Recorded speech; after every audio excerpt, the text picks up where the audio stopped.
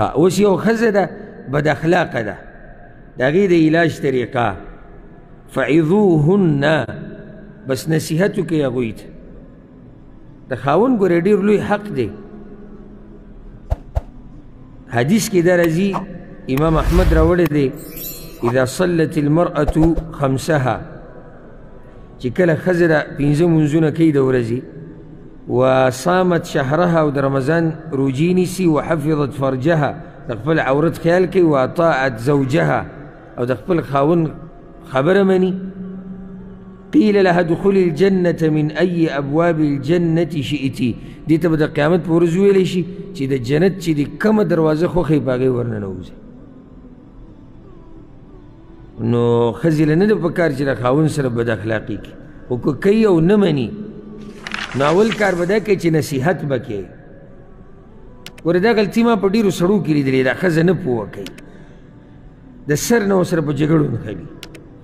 چې څنګه ښځه غلطي وکړي که نه، بس کنځلي بدې ردې او ګړز ګړوز او نه، اول دا کښېنوه، په طریقه یې پوه کړه. ګوره ته زما ښځې ستا په ما حق دی، زما په تا حق دی، دا کار ستا صحیح نه دی، الله نه ویروه.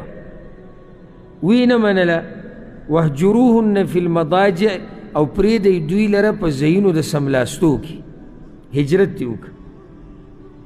ښه اوس دا هجرت څنګه نو عبدالله بن عباس وایي چې کوروالی ورسره مه کوه، دا د خفګان یو طریقه ده او د زورنې د ورکولو.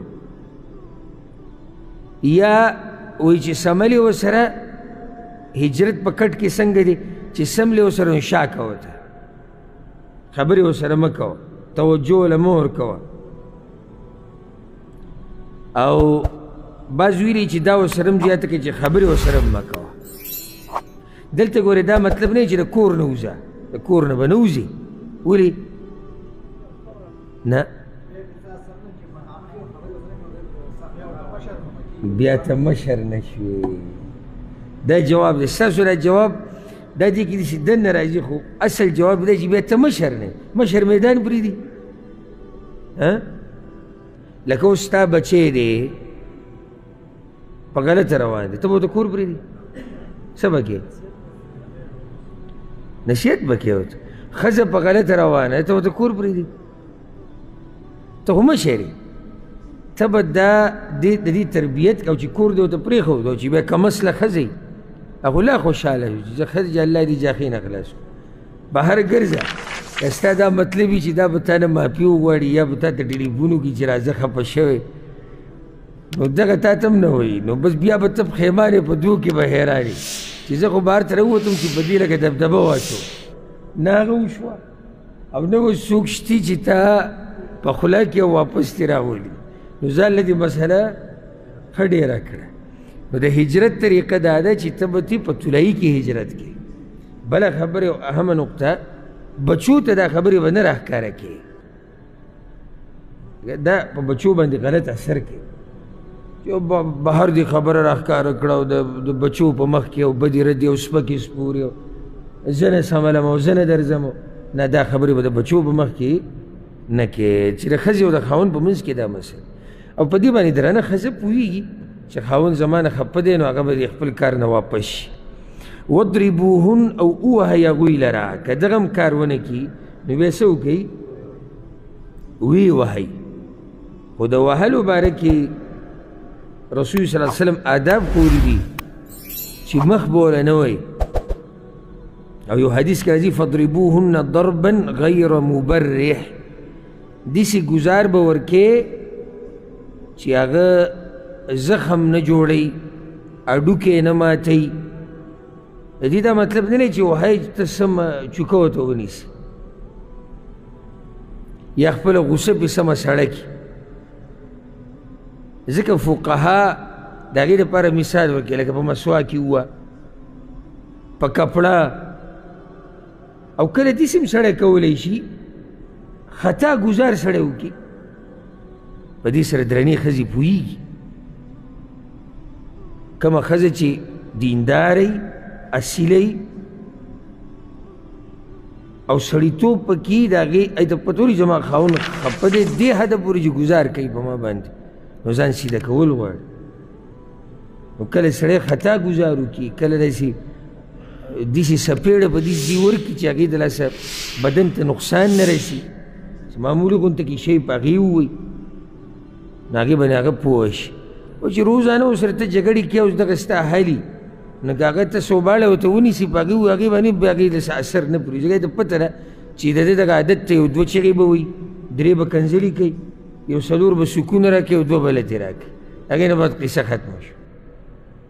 نو ښځه به دومره هم نه وایي چې بس تا دغه والو سره عادت کړي، هغه بیا تا نه یېرېږي نه. لکه څنګه چې یو نیم سړی خپل بچي دومره وایي چې هغه بیا یې سره یېرېږي نه، ځکه ته پته چې زیات نه زیات به پلار څه وکړي، ما به وایي. او ښځه بعضو وختونو کې سړی ګزار کوي په دوی باندې، بعضو وختونو کې سړی قاري په مخه دا قصې مزه نه کوي.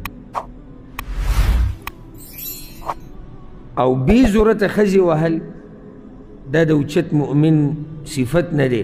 او ذکر رسول الله صلی الله علیه وسلم وایي چې لیس اولئک بخیارکم، وی بعض ښځې راغلي وي رسول الله صلی الله علیه وسلم وایي زمونږ کور ته او د خپلو خاوندانو شکایت یې وکړو، نو ګورئ دا یاده کوي چې دغه خلک ګورئ ښه خلک نه دي په تاسو کې چې دا ښځې ته شکایت کوي. همدا ښه سړی نه دی چې ښځه بې ضرورته وایي او ظلم ورسره کوي، او د یو نیم سړي د ژبې په سر کنځلې پرتي، د مور د هغې کله وله پلار کنځي، کله وله خاندان کنځي، کله د بچو په مخ کې بې عزته کوي، نو دا ښه طریقه نه ده. فإن أطعنكم فلا تبغوا عليهن سبيلا، نو که خبره ومنله ستاسو نو مه لټوئ په دوی باندې لاره د ملامتیا، بس دی نو خبره دله ومنله، یا لاره د طلاق.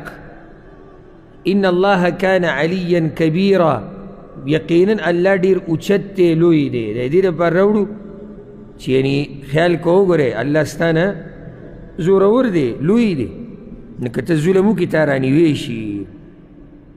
ښه په دې هم حل راونوتو.